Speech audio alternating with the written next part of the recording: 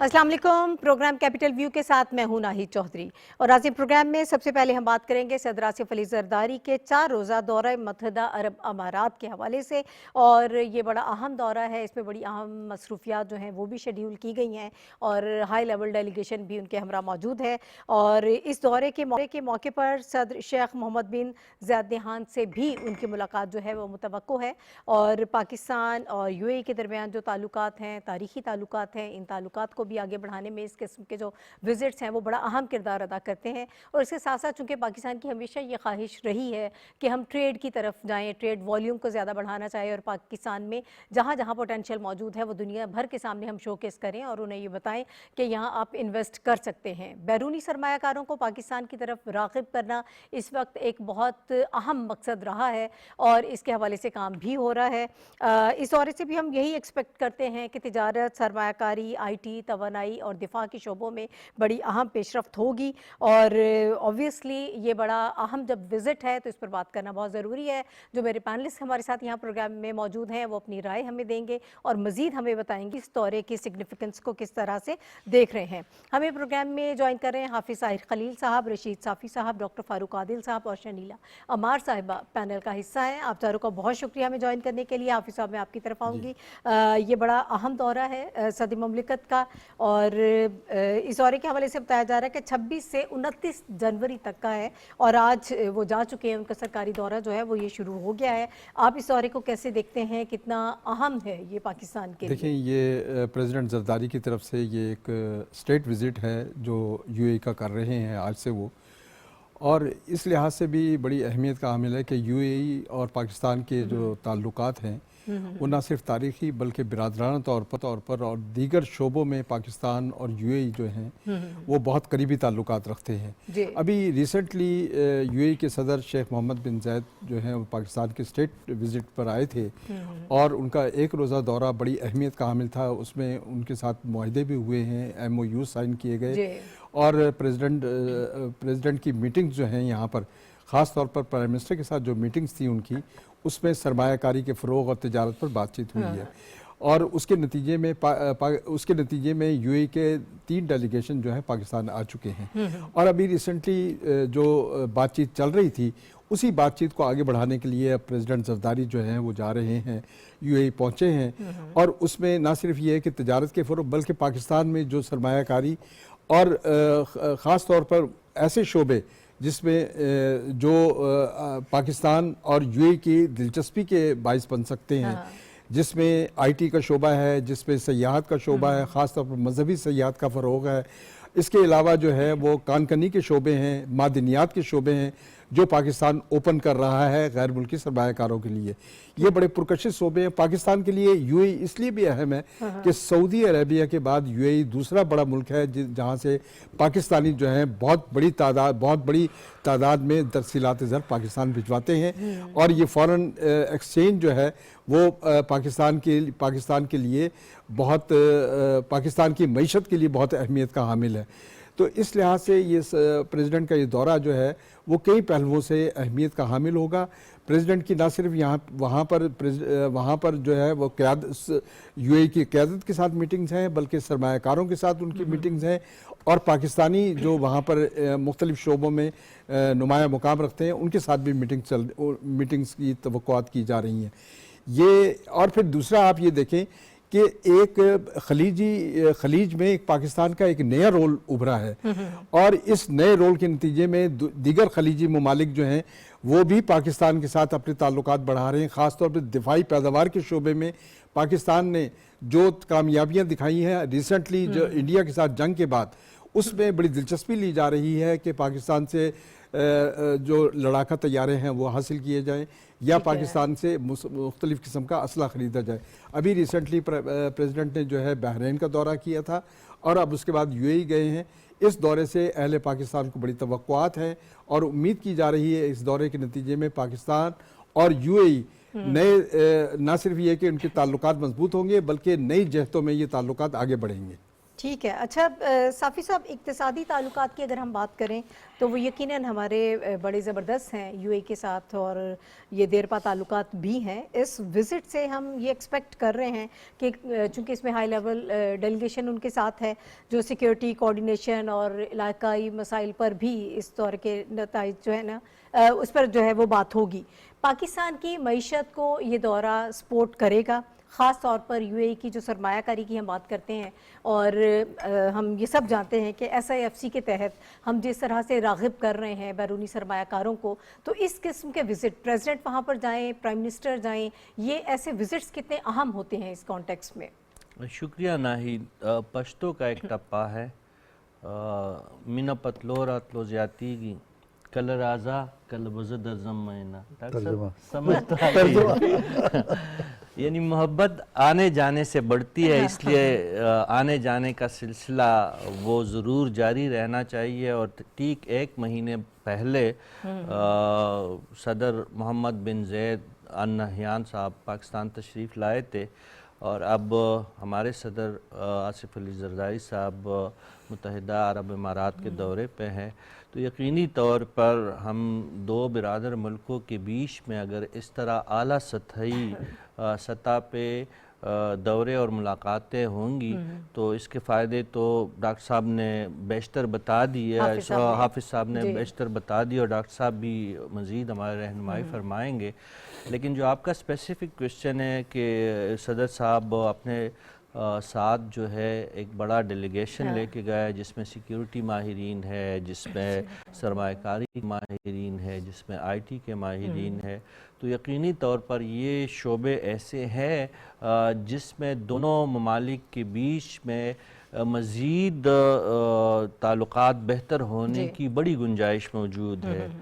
S I F C کا ذکر ہوا، یقینی طور پر یہ ایک ایسا ادارہ ہے جس نے پہلی فرصت میں مڈل ایسٹ کو سرمایہ کاری کے لیے چنا تھا، اور ایس آئی ایف سی چاہتا ہے اور ان کا موٹو یہ ہے کہ مڈل ایسٹ کے جو امیر ممالک ہے جہاں پہ سپلائی کی بہت بڑی گنجائش ہے، فوڈ سپلائی ہو گئی، ضروری اشیاء کی سپلائی ہو گئی، مین پاور کی سپلائی ہو گئی، یہ تمام ایک بڑی مارکیٹ ہے. اور اس میں آپ نے درست کہا کہ سعودی عرب کے بعد متحدہ عرب امارات کی جو مختلف ریاستیں ہیں وہاں پہ بہت بڑی تعداد میں آلریڈی پاکستانی موجود ہے، اور مستقبل میں وہاں پہ مزید گنجائش بھی ہے.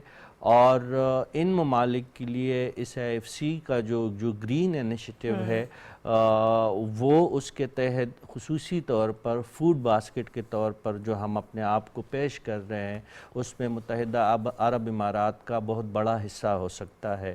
تو یہ تمام چیزیں صدر پاکستان اور ان کی ٹیم کے سامنے ضرور ملوز خاطر ہوں گی. اور جو سیکیورٹی کا شعبہ ہے، آپ جانتی ہیں کہ دبئی پورٹ ہو یا شارجہ پورٹ ہو یا عجمان اور اس قسم کے جو باقی کمرشل پورٹس ہیں متحدہ عرب امارات کے، یہ دنیا کے مصروف ترین اور بڑے پورٹس ہیں. متحدہ عرب امارات کا اس شعبے میں جو بلو اکانومی ہے اس میں ان کا بہت بڑا تجربہ ہے، اس سے پاکستان مستفید ہو سکتا ہے. ہمارا گوادر پورٹ جو ہے الحمدللہ وہ ایکٹیو ہو چکا ہے، گوادر ایئرپورٹ جو ہے وہ تکمیل کے مراحل سے گزر چکا ہے.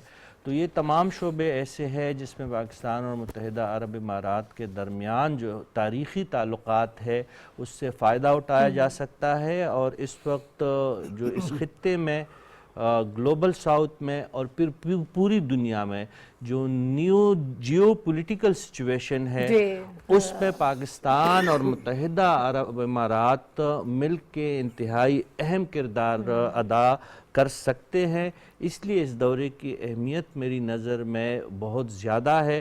ہمیں یہی امید ہے جس طرح حافظ صاحب نے کہا کہ صدر صاحب جب واپس اسلام آباد آئیں گے تو متحدہ عرب امارات اور پاکستان کی دوستی مزید گہری ہوں گی، اور ہمیں مستقبل میں دونوں ممالک میں موجود جو اپرچونٹیز ہے اس سے دونوں ممالک کو کافی مزید فوائد حاصل ہوں گے.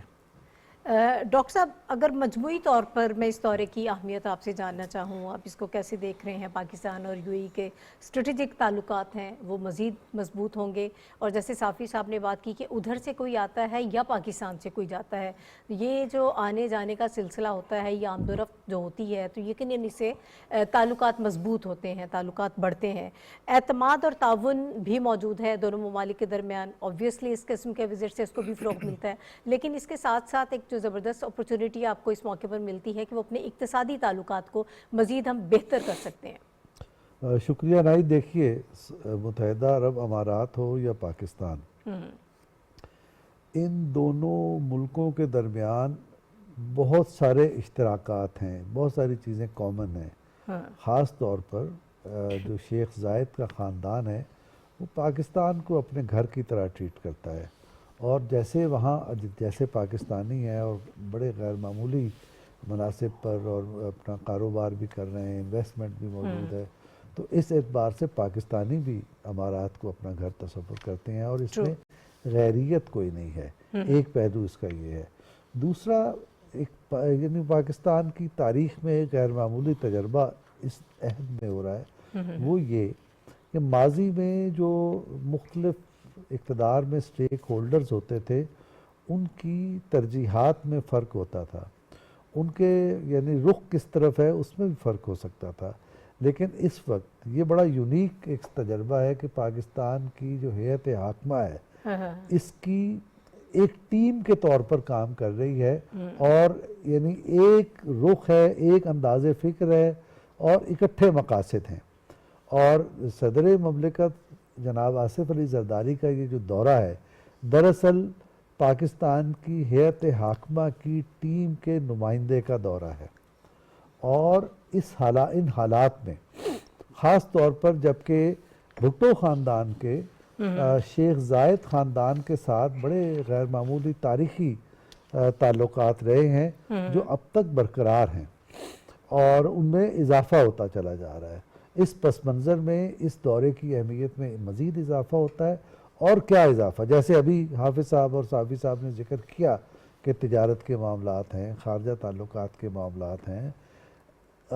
हमारे यहाँ जो फूड बास्केट का एक कॉन्सेप्ट है, हम तसव्वुर पेश कर रहे हैं कि आप इसको यानी इंटरटेन करना चाहते हैं अपने दोस्त मुल्कों के हवाले से, लेकिन इसके अलावा ये जो पूरा खित्ता है, ये हमारा जो जनूब मशरक़ी एशिया है इसका भी, और मशरक़ वस्ता में भी, ये इस वक्त एक गैर मामूली तब्दीलियों की ज़द में है, और इन तब्दीलियों में हम लोग नई कमिटमेंट्स कर रहे हैं, अपने दोस्तों के साथ मशवरा कर रहे हैं, सलाह मशवरा हो रहा है, हिकमत अमली का तयन हो रहा है, और हम आगे बढ़ने के लिए आगे से आगे रास्ते तलाश कर रहे हैं।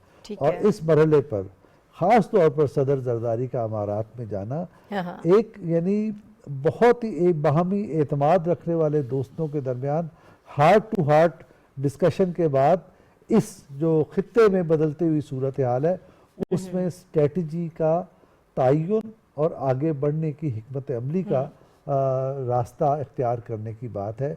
तो दरअसल ये दौरा सदर साहब का एक गैर मामूली बहुत करीबी दोस्त मुल्क के साथ बहुत करीबी लीडर का दौरा, और उसमें दोनों मुल्क नई राहें तलाश करेंगे, नए रास्ते ताउन के तलाश करेंगे, और ख़ित्ते में इस्तेहकाम के लिए वो कैसे एक दूसरे के साथ ताउन कर सकते हैं इसके फैसले होंगे। ऑब्वियसली शनीला, इस वक्त जो गुफ्तगू हो रही है और बड़ा अहम दौरा इसको हम समझ रहे हैं, एक्सपेक्टेशंस भी काफ़ी ज़्यादा हैं दोनों ममालिक के ताल्लुकात से लेकर इक्तिसादी मामलात तक। हम ये एक्सपेक्ट कर रहे हैं कि इसमें पेशरफ्त होगी, और जिस तरह से मैंने तिजारत की बात की, सरमायाकारी की, IT, तवानाई, दिफा, ये सारे वो शोबे हैं जिनके साथ जिनमें काम हो रहा है और दोनों ममालिक मिलकर काम कर रहे हैं। तो इस विज़िट से ये तवक्को है कि ये मामलात जो हैं ये मज़ीद आगे बढ़ेंगे। बहुत शुक्रिया नाहिद। नाहिद, देखें, सदर ममलिकत साहब एक तो एक आइनी उहदे पे हैं, सरबराह हैं रियासत के, उसके अलावा वो एक सीजन पॉलिटिशियन भी हैं, तो वो बहुत अच्छी तरह से समझते हैं कि जो रियासत के आपस में ताल्लुकात किस तरह से होने चाहिए। पाकिस्तान की देखिए किसी एक मुल्क के साथ पाकिस्तान नहीं चाह रहा कि किसी ब्लॉक का हिस्सा बने, इससे ताल्लुकात खराब हो, इससे ताल्लुकात बिगाड़े। पाकिस्तान सबसे के साथ अच्छे ताल्लुकात रखना चाहता है और उसकी वजह ये है कि पाकिस्तान अपनी मईशत को बेहतर करना चाहता है, मुमालिक के साथ ताल्लुकात बेहतर करके उसको सरमायाकारी को ज्यादा से ज्यादा मुल्क के अंदर लेके आना चाहता है। पाकिस्तान की और यूएई की देख लें अगर तजारत तो 10 अरब डॉलर की है, लेकिन उसमें यह है कि हमारी एक्सपोर्ट कम है, इंपोर्ट ज्यादा है। अब जो हमारी मईशत का एक जो स्ट्रेटजी बनी है वो यही है कि हमने अपनी एक्सपोर्ट को बढ़ाना है। जैसे आज भी गवर्नर स्टेट बैंक जो बात कर रहे थे तो उन्होंने यही कहा था कि पाकिस्तान की एक्सपोर्ट कम हो रही है, इंपोर्ट जो है वो बढ़ रही है। तो ये इसी वजह से है कि हम अपनी उनको सरमायाकारी के लिए ज्यादा से ज्यादा पाकिस्तान के अंदर ले और पाकिस्तान की जो एक्सपोर्ट बढ़ाएं, ज़राअत में बढ़ाएं, आईटी की सर्विसेज जो है उसके अंदर बढ़ाएं, टेक्सटाइल इंडस्ट्री जो है अपनी उसको ग्रो करें और वहाँ पे लेके जाएं। फिर हमारे उनके साथ और जो दूसरे सकाफती राब्ते भी हैं। पिछले दिनों वहाँ पे बुक एक्सपो हो रही थी, पाकिस्तान ने स्टॉल लगाया, आईटी एक्सपो होती है, पाकिस्तान वहाँ पे जो है वो जा रहा है। तो ये सारी जो दौरे हैं जो पहले हमने बहरीन को भी डिस्कस किया था और आज इसको भी कर रहे हैं, इनका बुनियादी मकसद यही है कि जो पाकिस्तान 10 मई के बाद जो एक नया पाकिस्तान उभरा है और उसके बाद जो हम चाहते हैं कि हम जितना भी ज्यादा फायदा उठा सकते हैं अपनी मईशत का वो करने की कोशिश की जा रही है। चाहे आप इधर टेक्सटाइल में आ जाए, आईटी में आ जाए, चाहे आप दफाई मुआहदे कर रहे हो और अपने दफाई आलात जो है वो दूसरे ममालिक को बेच रहे हो, तो ये भी एक तरह से आपकी मैशत में इजाफा करने वाली बात है। फिर यह है कि वहाँ पे एक बहुत बड़ी तादाद में पाकिस्तानी मौजूद है। तो अब ये है कि अब हुनरमंद जो अफराद हैं उनकी डिमांड बढ़ती जा रही है और पाकिस्तान के अंदर जैसे ये वज़ीर आज़म का जो यूथ प्रोग्राम है इसके तहत ये कोशिश की जा रही है कि अब लोगों को ट्रेनिंग दी जाए, उनको बाकायदा सर्टिफाइड ट्रेनिंग दी जाए कि उनके पास सर्टिफिकेट हो, वो दूसरे मुल्कों में जाएं तो उनको कोई प्रॉब्लम ना हो, ट्रेन लोग जाएं ताकि उनको जॉब्स मिले और वही वहां से भी जो ज़र मुबादला के ज़ाहिर है पाकिस्तान में आए और हमारे ज़र मुबादला के ज़ाहिर जो है मुस्तहकम हो और जो कर्ज की एक जो पॉलिसी वो ख़त्म होगी और हमारे अपने ज़र मुबादला के ज़ाहिर मुस्तहकम होंगे। अगर वहां से सरमायाकारी बेहतर होती है तो उसके जरिए मुस्तहकम होंगे और ऑलरेडी बहुत सी यूए की कंपनियां पाकिस्तान के अंदर काम कर भी रही हैं, बहुत से शोबों के अंदर उनकी सरमायाकारी हो भी रही है और आगे भी वो चाह रहे हैं कि हम रिपोर्ट और शिपिंग में, रेलवे के अंदर और एयरपोर्ट जो है हमारी उनके अंदर अपनी सरमायाकारी जो है उसको करें। तो ये इस तरह से इस तनाजुर में इस दौरे को देखा जाए कि पाकिस्तान के जो अब दौरे हो रहे हैं वो ज्यादा से ज्यादा जो फोकस है वो इकोनॉमी को लेके फोकस है कि हम किस किस शोबे के अंदर उनके साथ ताउन बढ़ा के अपनी इकॉनमी को जो है बेहतर कर सकते हैं। बिल्कुल। और 9 मई के बाद से जो एक नया सिनेरियो बना है जिसमें पाकिस्तान बहुत अहमियत भी इख्तियार कर गया है और लाइट में इस वक्त पाकिस्तान है और इस नए सिनेरियो में पाकिस्तान को हर जगह अहमियत हासिल हो रही है। दुनिया भर में से जो खबरें इस वक्त आ रही हैं उनके मुताबिक पाकिस्तान जो है वो इस वक्त लाइमलाइट में है। और अगर हम भारत के हवाले से बात करें तो भारत हमेशा से एक जो झूठा प्रोपेगेंडा करता रहा और एक जाली किस्म का अक्स पूरी दुनिया पर डालने की कोशिश करता रहा, अब वो सब चीज़ें एक्सपोज हो गई हैं और इसमें भारत इसकी जिम्मेदारी खुद भारत पर आयद होती है। अब इस वक्त जो खबर हमारे पास मौजूद है जिस पर हम बात कर रहे हैं, भारत के नाम नेहाद यौम जमहूरिया पर मकबूजा आज़ाद कश्मीर में यौम स्याह मनाया गया है और ये हमेशा से ऐसा ही होता है, हर साल इसी तरह से इसको सरहद के दोनों पार यौम स्याह के तौर पर लिया जाता है। मकबूजा कश्मीर में मुकम्मल शटर डाउन है, कश्मीरियों का भारत के ख़िलाफ़ पुरअमन एहतजाज भी इस मौके पर देखने में आ रहा है और ये हम सब जानते हैं कि भारत में जिस किस्म के हालात हैं वहाँ न सिर्फ निचली ज़ात के जो लोग हैं, इंडियंस हैं, जो हिंदू हैं, उनके लिए ज़िंदगी गुजारना मुश्किल है, इसके अलावा जो अक़लियतें वहाँ पर मौजूद हैं वहाँ उनके लिए ज़िंदगी जो है इस वक्त बहुत मुश्किल हो चुकी है। और जब हम जम्मू कश्मीर की बात करते हैं तो वहाँ पर बुनियादी जो ज़रूरियात हैं उससे भी लोग महरूम नज़र आते हैं। एक बहुत बड़ा बहरान, इंसानी अलमिया हमें वहाँ पर नज़र आता है और लोगों का जीना मुश्किल हो चुका है। और यकीनन ये एक ऐसी बात है, एक ऐसा ये कॉज़ है कि जिस पर हम हमेशा बात भी करते हैं, हमारे जो मुसलमान बहन भाई वहाँ पर मौजूद हैं उनके मसाइल को हम उजागर करते हैं। अब अगर मकबूजा कश्मीर के हवाले से बात की जाती है, पाकिस्तान ने बोर्ड ऑफ पीस में जो शमूलियत इख्तियार की है, अब BBC की रिपोर्ट हमें ये बता रही है, बरतानवी मीडिया ये बात कर रहा है कि इस वक्त इंडिया को ये खदशा लाहक हो गया है कि मकबूजा कश्मीर जो है बोर्ड ऑफ पीस का जो है वो हिस्सा बन सकता है, इस मसले को वहाँ पर लेकर आया जा सकता है। तो फिर इसका हल करने पर और वहाँ पर जो लोग مسلمان موجود ہیں ان کی آزادی جو ہے اس پر ان کو کمپرومائز کرنا پڑے گا. اس وقت جس عالمی تنہائی کا ہمیں شکار انڈیا نظر آ رہا ہے، ایسے تمام پلیٹ فارمز جہاں پر پاکستان اپنی سفارتکاری کی وجہ سے لائم لائٹ میں ہے، وہ وہاں پر جانے سے جو ہے وہ انکار کرتا ہے، وہاں پر موجود نہیں ہوتا ہے. ڈیووس والا ایک بہت اہم اکنامک ورلڈ فورم تھا جس میں ہم نے دیکھا کہ بھارت کی غیر موجودگی جو ہے اس کو نوٹس کیا گیا، لیکن پاکستان اب ہر ایسے پلیٹ فارم پر ہمیں نظر آتا ہے جہاں وہ کشمیر کے حوالے سے بات کرے، اپنے جو ترقی پذیر ممالک ہیں ان کے حوالے سے بات کر سکے، یا غزہ کے حوالے سے اگر کچھ اقدامات عملی طور پر پاکستان کر سکتا ہے تو پاکستان ضرور اس جگہ پر جاتا بھی ہے اور ایسے بورڈ کا حصہ بننا بھی پسند کرتا ہے. اسی حوالے سے ہم پروگرام میں اس وقت گفتگو کریں گے اور حافظ صاحب طرف آؤں گی. پہلے تو ہم بات کر لیتے ہیں جو بھارت کا نام نہاد یوم جمہوریہ جو ہے اس کے حوالے سے. سرحد کے دونوں پار اس کو یوم سیاہ کے طور پر منایا جا رہا ہے اور اس کی ایک تاریخ بھی موجود ہے. ہم سب یہ جانتے ہیں کہ غیر قانونی آئین کو نفاذ کرنے کی جو ہے جب اس کا نفاذ ہوا، اس کا اطلاق کیا گیا تو کشمیری عوام جو ہے اس کی مرضی کے بغیر کیا گیا تھا. میں چاہوں گی کہ ذرا تھوڑا سا اس کا پس منظر بیان کیجیے گا. دیکھیں ناہید، بات یہ ہے کہ آج نہ صرف یہ کہ پاکستان اور مقبوضہ کشمیر میں یوم سیاہ منایا جا رہا ہے، بلکہ پوری دنیا میں جہاں جہاں کشمیری موجود ہیں وہ آج یوم سیاہ منا رہے ہیں اور ریلیز منعقد ہو رہی ہیں. یہ کشمیری عوام کے جذبات ہیں جن کا اظہار جو ہے وہ کھلے طور پر کیا جا رہا ہے. یہ جس جمہوریہ کی بات کرتے ہیں، جس کانسٹیٹیوشن کی بات کرتے ہیں، یہ یقیناً جو ہے آج کا جو ہندوستان ہے وہاں نہ جمہوریت ہے نہ آئین ہے. یہ یوم سیاہ اس بات کی یاد دلاتا ہے، اس عہد کی تجدید کا نام ہے کہ بھارت میں آئین کی حکمرانی ایک محض مذاق، ایک محض ڈھونگ اور ایک ڈھکوسلا بنی ہوئی ہے. اور اس کے آڑ میں نہ صرف یہ کہ مذہبی اقلیتوں کے ساتھ جو سلوک روا رکھا جا رہا ہے کہ وہاں نہ صرف مسلمان، عیسائی، سکھ اور دیگر ہندو اقلیتیں وہ سب جمہوری حقوق سے محروم ہیں. وہاں نہ جمہوری حقوق دیے جا رہے ہیں اقلیتوں کو، بلکہ بنیادی انسانی حقوق جو ہے بہت دور کی بات رہ گئی ہے. آپ یہ دیکھیں کہ ایک سال میں جس ملک میں، جس ریاست میں 400 گرجا گھر جلا دیے جائیں، جس ملک میں 1000 سے زیادہ مسجدیں جو ہیں وہ محض نفرت کے نام پر جو ہے وہ شہید کر دی جائیں، تو اس ملک میں آپ اقلیتوں کے ساتھ کیا، اقلیتوں کے حوالے سے کیا بات کر سکیں گے؟ اور خاص طور پر آپ دیکھیں کہ 5 اگست 2019 کے بعد مقبوضہ کشمیر جو ہے ایک بڑی جیل میں تبدیل ہو چکا ہے. وہاں آزادی کا نام لینا اور تحریک کا نام لینا جو ہے ایک جرم بن گیا ہے. یہی وجہ ہے کہ آج نہ صرف یہ کہ مقبوضہ کشمیر بلکہ کشمیر سے نوجوانوں کو جو ہے شفٹ کر کے نوجوان قیدیوں کو ہندوستان کی دیگر علاقوں میں منتقل کیا جا رہا ہے. کشمیر کی آبادی کو جو ہے وہاں پر ڈیموگرافک تبدیلی کی جا رہی ہے، آبادی کو جو ہے ہندو ریاست میں تبدیل کیا جا رہا ہے. یہ سارا جو یہ صورتحال جو ہے یہ عالمی برادری کے لیے کوئی نئی نہیں ہے. آج جب دنیا میں بات ہو رہی ہے اور یہ دنیا میں آزادی کی تحریکیں جو ہیں جب ان کی بات ہوتی ہے یا فلسطین کی بات ہوتی ہے تو ہمیں یہ دیکھنا پڑے گا کہ فلسطین اور کشمیر دونوں ایشوز جو ہیں وہ اقوام متحدہ کا انفنشڈ ایجنڈا ہیں. اور اب جبکہ پریزیڈنٹ ٹرمپ کی جانب سے ایک بڑا انیشیٹو آیا ہے،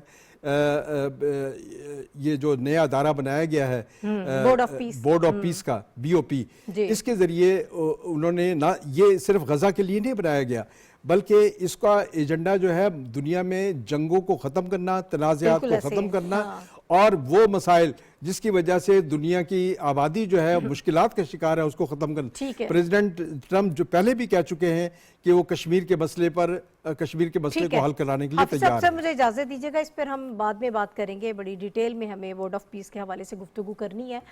اس وقت ہم چاہتے ہیں صافی صاحب کے جو اس وقت نظر آ رہی ہے غیر قانونی آئینی نفاذ کے حوالے سے جو گفتگو کی جا رہی ہے جس کو یوم سیاہ کے طور پر منایا جا رہا ہے، ہم سب یہ جانتے ہیں کہ اقوام متحدہ کی قراردادوں کی کھلی خلاف ورزی ہر جگہ پر کی گئی ہے اور اس آئین کے اطلاق سے جو کہ کشمیری عوام کی مرضی سے ہونا تھا لیکن نہیں کیا گیا، یہ خود ایک غیر قانونی اور جبری اقدام تھا. بالکل ناہید، دیکھیں بھارت پوری دنیا میں یہ ڈنڈورا پیٹتا رہا ہے کہ وہ دنیا کی سب سے بڑی جمہوریہ ہے اور ان کا آئین سب سے مقدم ہے، لیکن ہم نے اس آئین کی تقدس کو مودی اور ہندوتوا کے پاؤں میں پڑا ہوا دیکھا ہے، رونتا ہوا دیکھا ہے، رلتا ہوا دیکھا ہے۔ میری نظر میں بھارت میں آئین نام کی کوئی شے نہیں ہے۔ ایون اگر ہم بھارت کی آئین کی بات کریں، جو کاغذ کا ایک پلندہ ہی ہے ہماری نظر میں، تو اس پہ یہی تحریر ہے کہ انسانی آزادی کی اس میں ضمانت دی گئی ہے، اقلیتوں کی حفاظت کی بات کی گئی ہے، دوسری قومیتوں کو زندہ رہنے کا حق حاصل ہے۔ لیکن کیا بھارت کے جو حکمران ہے وہ یہ بتا سکتے ہیں کہ کشمیر میں جو وہ ظلم کر رہے ہیں، جو وادی میں انہوں نے جو آگ لگائی ہے، جو جموں میں، مقبوضہ جموں میں جو خون کی ندیاں بہائی جا رہی ہے، یہ کہاں کا آئینی ملک ہے؟ اور کس طرح یہ ملک کہہ سکتا ہے کہ وہاں پہ کسی آئین نام کی کوئی چیز ہے؟ تو میری نظر میں بھارت میں نہ تو جمہور ہے، نہ کوئی آئین کا کوئی نام ہے۔ آئین انسانوں کے بیچ میں ایک سوشل کانٹریکٹ کا نام ہوتا ہے۔ تو بھارت میں تو اس جو ایک سوشل کانٹریکٹ نام کی کوئی چیز ہمیں نظر نہیں آتی، بلکہ وہاں پہ تو ہندوتوا کا راج ہے، وہاں پہ تو لاٹھی گولی اور چرے اور بھالے کا راج ہے۔ تو میری نظر میں بھارت کا یہ جو پہلے وہ ڈونگ جو رچاتے رہے، دنیا کو بتاتے رہے کہ وہ دنیا کی بڑی جمہوریہ ہے، ان کا آئین سب سے مقدس ہے، یہ بات تو سب دنیا کے سامنے بالکل اب عیاں ہو چکی ہے۔ روز بروز جو ہے بھارت میں انسانی حقوق کی حالت جو ہے ابتر ہوتی جا رہی ہے، اور بھارت ایک آئینی ملک کی بجائے اس وقت عملی طور پر ہندو قوم پرست نظریے کا پرچار کرنے والا ایک بنیاد پرست ملک ہے میری نظر میں۔ ڈاکٹر صاحب، یہ جو اقدامات کیے گئے آئین سے لے کر اب تک کی جو ساری صورتحال ہے، پھر نوجوانوں کا اس تحریک میں شامل ہونا، برہان وانی کے بعد ایک نیا ہمیں اس میں تسلسل نظر آیا، ایک نئی جان اس موومنٹ میں نظر آئی۔ بھارت ایک عرصے تک پوری دنیا کو بے وقوف بناتا رہا کہ یہ شاید کوئی فنڈڈ موومنٹ ہے، یہ آزادی کی تحریک نہیں ہے، لیکن نوجوانوں کی شمولیت نے اس کو ثابت کر دیا کہ یہ وہاں پر موجود مقامی سطح کی ایک آزادی کی تحریک ہے۔ اس کے علاوہ ہم نے دیکھا کہ 5 اگست 2019 کو جو آرٹیکل 370 اور 35A کو ختم کیا گیا، پھر وہاں پر آبادی کے تناسب کو بگاڑنے کی کوشش کی گئی۔ کوئی ایسا ہر بار رہ نہیں گیا جو انہوں نے استعمال نہ کیا ہو، لیکن یہ انڈیجنس موومنٹ جو ہے وہ ابھی تک اسی طرح سے، اسی زور و شور سے میں وہاں پر نظر آ رہی ہے۔ ناہید، اس میں کیا شبہ ہے کہ جو تحریک آزادی ہے کشمیر میں وہ انڈیجنس موومنٹ نہیں ہے؟ اگر وہ مقامی تحریک نہ ہوتی اور مقبوضہ کشمیر کے عوام کی دل کی آواز نہ ہوتی تو کیا وہ 70-80 برس تک اس طرح سے قربانیاں لوگ پیش کر سکتے؟ ایسا کبھی نہیں ہوتا۔ تحریک وہی کام چلتی ہے، اسی کو دوام ملتا ہے جس کے ساتھ وہاں کے عوام کی خواہشات، محبت اور ول شامل ہو۔ اور دوسری اس کی شرط یہ ہے کہ دنیا اس کو تسلیم کرے۔ کیا دنیا اس کو تسلیم نہیں کرتی؟ کیا امریکہ نے یہ نہیں کہا کہ ہم مسئلہ کشمیر حل کرائیں گے؟ کیا دنیا کی دیگر طاقتیں یہ نہیں کہتی کہ یہ مسئلہ ہم حل کرانا چاہتے ہیں؟ اور انصاف کے تقاضوں کے مطابق، اور انصاف کے تقاضوں کا تعین ہو گیا اقوام متحدہ کی قراردادوں سے۔ تو یہ بات تو کوئی اس شک و شبے سے بالا ہے، اور یہ بات بھی شک و شبے سے بالا ہے کہ مقبوضہ کشمیر میں انڈیپینڈنس سے لے کر 1947 سے لے کر آج تک، یا آپ نے جو 5 اگست 2019 کا ذکر کیا، اس زمانے تک جو بھی اقدامات ہوئے ان کا کیا تعلق عوام کی خواہش سے ہے؟ یہ تو جبر سے نافذ کیے گئے ضابطے ہیں۔ وہ اسی لیے تو کشمیر کے عوام یہ نعرہ لگاتے ہیں کہ ہم ظلم کے ضابطے نہیں مانتے، ہم انہیں اٹھا کے پھینک دیتے ہیں۔ تو ایک بات تو یہ ہے۔ اور دیکھیں، ابھی صافی صاحب جو ذکر کر رہے تھے، اس پر توجہ دینے کی ضرورت ہے۔ وہ کیا بات ہے؟ پہلی بات یہ ہے کہ یہ 2 ریاستیں ہیں دنیا میں हाँ جو انسانیت کے ماتھے پر کلنک کا ٹیکا ہے. ایک اس میں اسرائیل ہے اور دوسرا بھارت ہے. اچھا بھارت کس طرح سے ہے؟ مقبوضہ کشمیر کی مثال ہمارے سامنے ہے. آسام، میزورام، حیدرآباد، دکن، جوناگڑھ اور منادر، اس میں کس نے خون ریزی کی؟ کس نے لوگوں کا خون بہا کے ان کی مرضی کے خلاف اسے بھارت میں شامل کیا؟ یہ 25-30 ریاستوں کا میں ذکر کر رہا ہوں. تو یہ بھارت ہے. اچھا یہ آج کا بھارت ہے. اچھا اب آپ تقسیم ہند سے پہلے کی بات لے لیں. بہار میں اور بعض دیگر ریاستوں میں جو قتل عام ہوا، مسلمانوں کو قتل کیا گیا، یہ تازہ واقعات، عیسائیوں کا قتل ہے، مساجد کا شہید کرنا ہے، وہ اپنی جگہ پر. وہ جو قتل عام ہوا بہار اور دیگر جگہوں پر، اس میں یہ جو ہندو نیشنلسٹ لیڈرشپ تھی براہ راست اس میں ملوث تھی. اس میں گاندھی جی کا بھی نام لیا جاتا ہے کہ یہ لوگ ایسا کام کرتے رہے، اور جس چیز کو روک سکتے تھے نہیں روکا انہوں نے، اس کی حوصلہ افزائی کرتے رہے. میں پوائنٹ یہ اسٹیبلش کرنا چاہتا ہوں کہ ہندو انتہا پسند قیادت ہمیشہ سے عوام کی مرضی کے خلاف اپنے جارحانہ جو اکثریت ہے اس کے بل پر فیصلہ کرتی ہے. اور یہاں تک کہ ان کے عدالتی فیصلے یہ نہیں ہے کہ عدالت کیا کہہ رہی ہے، انصاف کیا کہہ رہا ہے، آئین کیا کہہ رہا ہے. وہ یہ کہتے ہیں کہ غالب اکثریت کے خیال میں جو منصفانہ فیصلہ ہے یہ منصفانہ فیصلہ ہے، ویسے منصفانہ فیصلہ نہیں ہے. مثلا یہ جو بابری مسجد کا معاملہ ہے وہ غالب اکثریت کی خواہشات کے تحت ہوا ہے. تو اس کا کیا تعلق جمہوریت اور آئین سے ہے؟ وہ تو ایک انسانیت کی، جیسے میں نے عرض کیا، انسانیت کے ماتھے پہ کلنک کا ٹیکا ہے.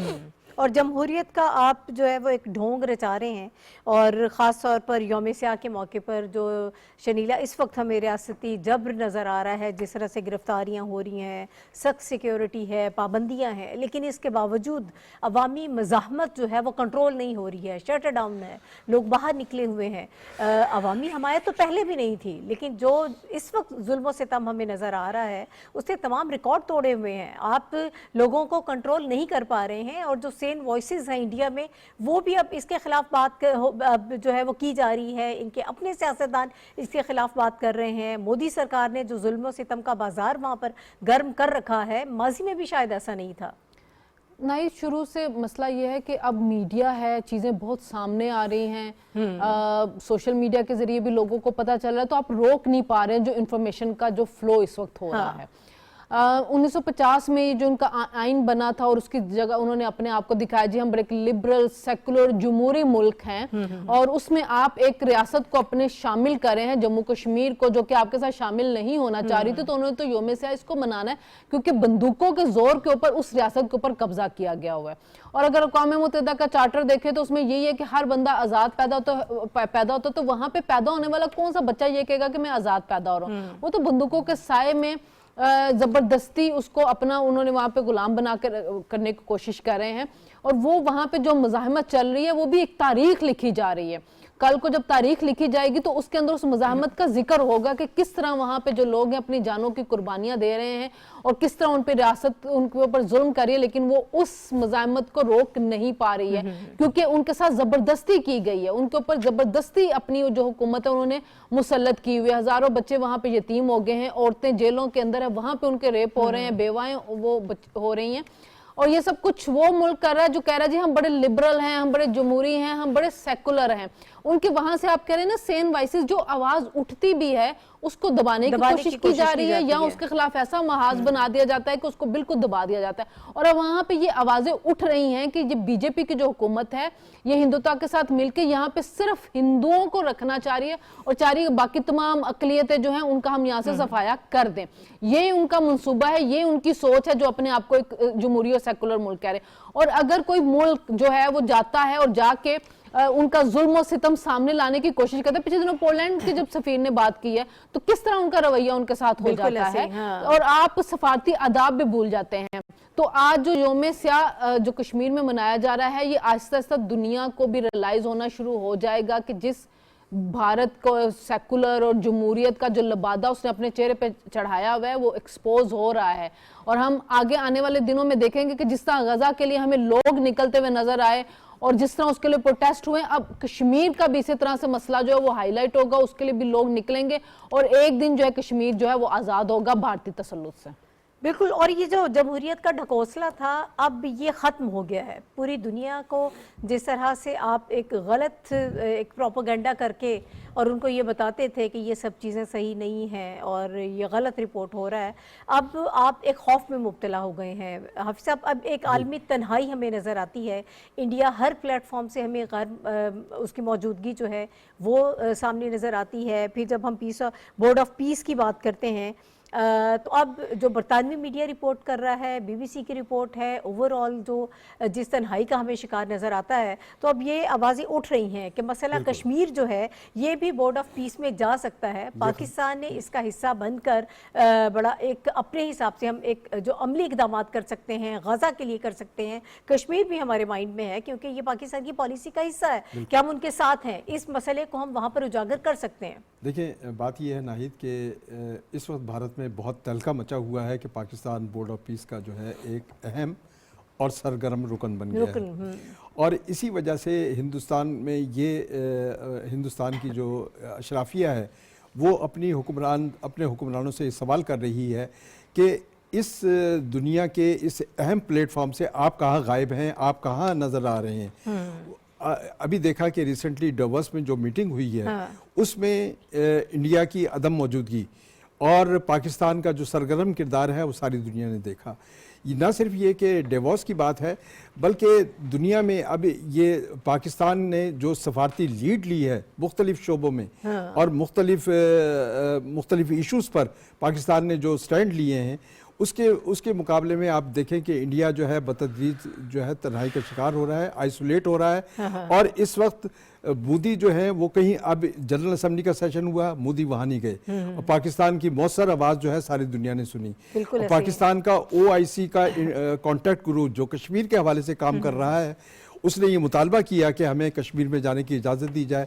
ह्यूमन राइट्स वॉच कह रहा है कि हमें कश्मीर में जाने, अब ये खदशात इंडिया में जन्म ले रहे हैं। ना सिर्फ ये खदशात देखें, कश्मीर और फ़लस्तीन ये पाकिस्तान की खारजा पॉलिसी के दो बुनियादी अंसर हैं और इंडिया को मालूम है कि बोर्ड ऑफ पीस में जब फ़लस्तीन की बात होगी तो कश्मीर का मसला भी उजागर होगा, क्योंकि ये तनाज़ात के हल का एक फोरम पाकिस्तान को मिल गया है, एक ऐसा प्लेटफॉर्म मिला है जहां से पाकिस्तान अपना मौक़िफ़ भरपूर अंदाज से उजागर कर रहा है और उजागर कर सकता है आने वाले दिनों में। और यही वजह है कि इंडिया जो है वो ना सिर्फ ये है कि सफारती तन्हाई का शिकार है बल्कि इतनी बड़ी डिप्रेशन का शिकार है कि उसे ये बात समझ नहीं आ रही कि वो किस प्लेटफॉर्म को इस्तेमाल करे। यही वजह है कि आज ना सिर्फ ये कि पाकिस्तान की सफारती जो लीड है उसने पाकिस्तान को दुनिया में एक मुमताज़, अहम और एक सरगर्म मुल्क बनाया है, बल्कि मुख्तलिफ जो इश्यूज़ हैं उसमें पाकिस्तान की जो सफारती जो लीड है उसकी वजह से पाकिस्तान को बहुत नुमाया मुकाम हासिल हो गया है। साफ़ी साहब, इस वक्त कश्मीर से भी आवाज़ें उठ रही हैं और पाकिस्तान में भी जो लोग कश्मीर कॉज के लिए काम कर रहे हैं उनका कहना ये है कि मसला कश्मीर पर भी गज़ा तर्ज का एक खुसूसी बोर्ड ऑफ पीस जो है वो कायम किया जाए। अब उसकी ज़रूरत महसूस की जा रही है। मिशाल मलिक की ये बड़ी अहम स्टेटमेंट है और आपको ये लगता है कि इंडिया भी इसी वजह से हिचकिचाहट का शिकार है, इसी खौफ का शिकार है कि अगर वो इस बोर्ड का हिस्सा बन जाता है तो कल प्रेसिडेंट ट्रंप कश्मीर का मसला भी इसमें लेके आ सकते हैं? एक तो नाहिद इंडिया ये खातिर जमा रखे कि कश्मीरियों की हुर्रियत के लिए किसी वोट की कोई ज़रूरत नहीं है। कश्मीरी जिस जवामर्दी से और जिस जज्बे के साथ अपनी आज़ादी की जंग लड़ रहे हैं, हर एक घर से मकबूजा कश्मीर और वादी और जम्मू के हर घर से एक शहीद का जनाजा ज़रूर होता है। तो एक तो ये बात, अगर बोर्ड बने या बोर्ड में उनका कोई हिस्सा मिले या ना मिले वो तो एक अलग सफारती तौर पर तो उसको देखा जा सकता है, लेकिन उन जज्बों को, इन दुनियावी चीज़ों का अब मेरे ख्याल में ज़्यादा ज़रूरत नहीं है। लेकिन हाँ, भारत का डर और खौफ अपनी जगह पे बजा है। ज़ाहिर है अगर दुनिया में कॉन्फ्लिक्ट रेजोल्यूशन की बात होगी और जनूबी एशिया की बात आएगी, मशरक़ वस्ता की बात आएगी, تو ایشیا میں میرے خیال میں یہ دو بڑے کانفلکٹ ہے، ایک غزہ کا اور ایک مقبوضہ کشمیر کا جو تنازع ہے، اس کو حل کیے بغیر اگر ڈونلڈ ٹرمپ صاحب کا یہ جو پیس آف بورڈ ہے یہ کچھ بھی نہیں کر پائے گا. اس لیے بھارت کا خوف بالکل بجا ہے، اور پاکستان اگر کسی مرحلے پر ڈپلومیٹکلی مقبوضہ کشمیر کے معاملے کو اس بورڈ میں لے جاتا ہے تو یقینی طور پر سفارتی سطح پہ پاکستان کو اور کشمیریوں کو اس کا ضرور فائدہ ہوگا. لیکن میں دہرائے دیتا ہوں کہ کشمیر کی آزادی کے لیے اب ان بورڈوں کی اس قسم کی کوئی اب بھارت تو اقوام متحدہ کے قراردادوں کو بھی نظر انداز کر رہا ہے، لیکن کیا جنگ آزادی ختم ہوئی وہاں پہ؟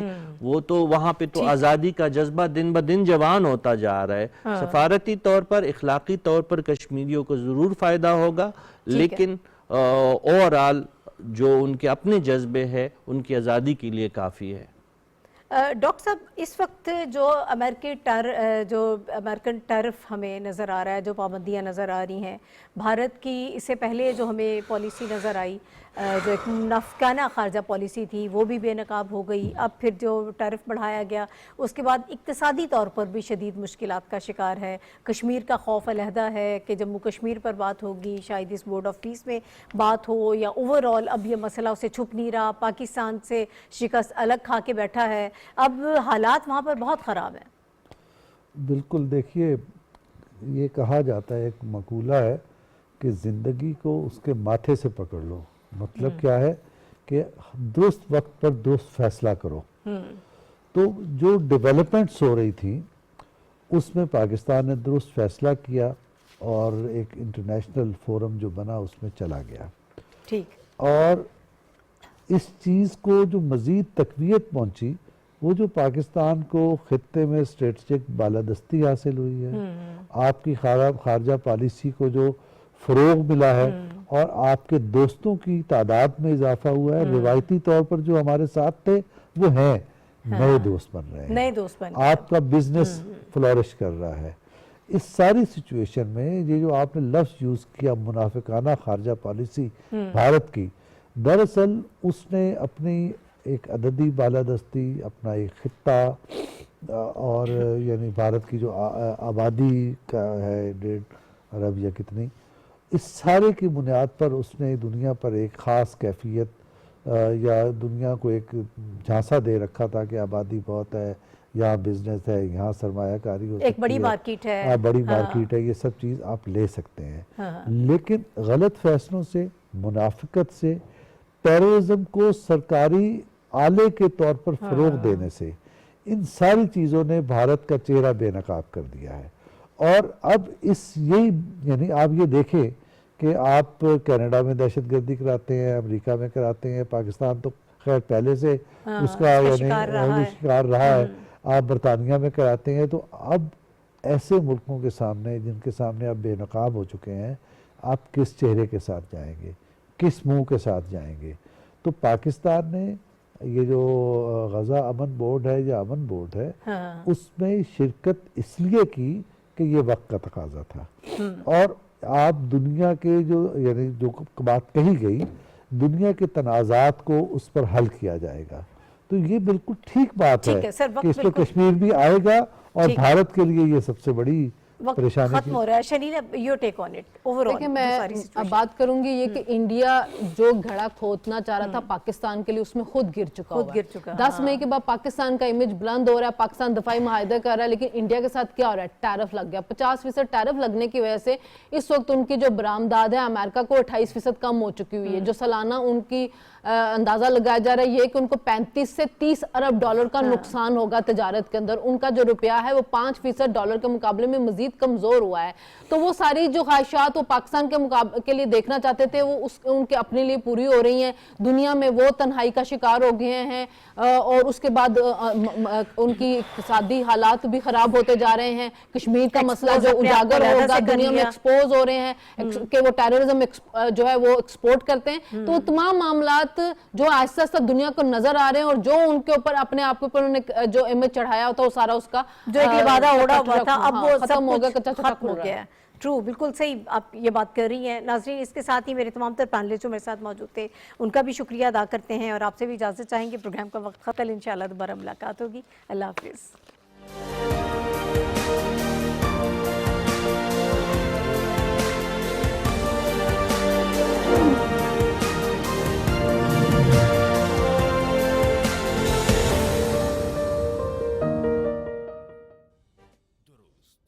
हर वक्त बर वक्त